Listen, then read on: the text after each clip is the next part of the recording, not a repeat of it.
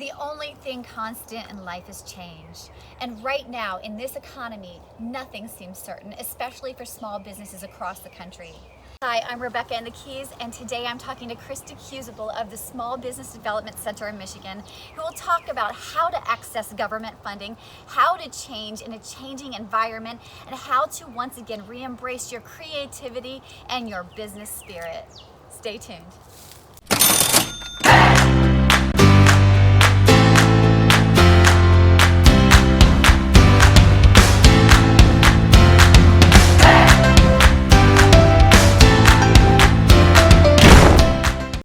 Hi, Kristi. Welcome. How are you doing today? Hi, Rebecca. Good. How are you? Glad to be here. I'm great. Thank you. So tell me about the Small Business Development Center. Yes, the Small Business Development Center, or as you'll learn, we have to speak government speak because we're a government partner. We are the SBDC. We love acronyms. We are a partner of the U.S. Small Business Administration, and here in Michigan, a local partner of our Michigan Economic Development Corporation and several universities. It's our mission to help small businesses launch, grow, transition, and innovate. Awesome. So you are a business lawyer who helps second stage businesses grow and pivot and transition. Tell me about what you do. Sure. I actually manage a team of 8 specialists. When I say specialists, I mean they have expertise in either human resources or finance or marketing. And we cover the entire state of Michigan, and we help businesses go from, $100,000 in sales to $1 million in sales, or $1 million in sales to $5 million in sales. So what is it like working in this pandemic? I'm sure it's a little bit different than what you're used to. It was almost like being deployed to a war zone because the state of Michigan shut down.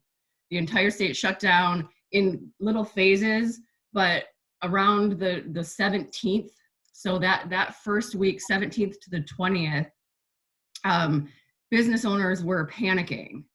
And that was before Congress passed the CARES Act, which actually provided financial relief to small businesses. So business owners, our demand for services spiked 200 to 400, 300, 200% over the course of the next 2 weeks after the closure, essentially the closure of the economy. The analogy in healthcare would be, you'd otherwise come in to see us for allergy shots or for an annual well visit. And we were, there kind of, oh, this is cute. Oh, I have to go to the dermatologist because I have a zit. And now it's like, I'm dying. And you mentioned the CARES Act. Tell me a little bit about that and other government funded, probably national funded programs that are available for small businesses. Great question. For this, I will direct you directly to the SBA website, sba.gov, as well as your local lenders. Now, one caveat.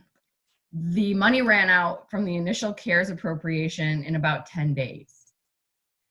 So if you weren't on top of it and applying within a day or two after the CARES Act was passed, or within a week after you heard that the funds were available at your bank for the Paycheck Protection Program that's administered through the banking system, you probably are blocked out of those programs already. However, there was a second round of funding issued a week ago yesterday, and then there's rumors of a third potential tranche of funding, but it's because it's potential that the second round of funding is already gone as well.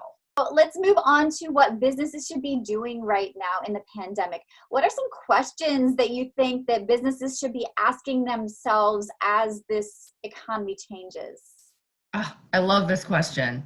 I love this question because the answer is pivot. You're going to hear that word. My brother said that's the word of 2020 is going to be pivot. And one of our favorite things to do in the SBDC is plan for the future, is to look at the way the economy is changing and to innovate to address those changes. So this is definitely something that, as a business owner right now, what we're seeing is a lot of business owners are obsessing over the details of the stimulus money, and they're in fear and paralysis mode. And where we need to get to is back to your entrepreneurial spirit of creativity, problem solving, brainstorming, research, communication with your customers. If your If your product is no longer in demand, because, for example, we had someone yesterday on one of our webinars say, well, I'm a trophy shop and sports are canceled. Okay, well, what could you do instead of trophies? You have this plaque engraving machine. What about right now, employees who are staying on the job? Market your services to employers who are still open so they can recognize their employees' hard work. Change your customer base. If you can't change your product or your service, change your customers, right? If you can't change your customers, change your delivery mechanism. Whether it's before you were doing business in person in a retail shop, you have to get online. If you're not, you have to deliver, or you have to do curbside service. You can't do one-on-one personal sales anymore. Service-based businesses, same thing. If you are a personal service, such as a hair salon or a masseuse, you need to look at ways to take your personal brand and convert it to a product that you can sell online.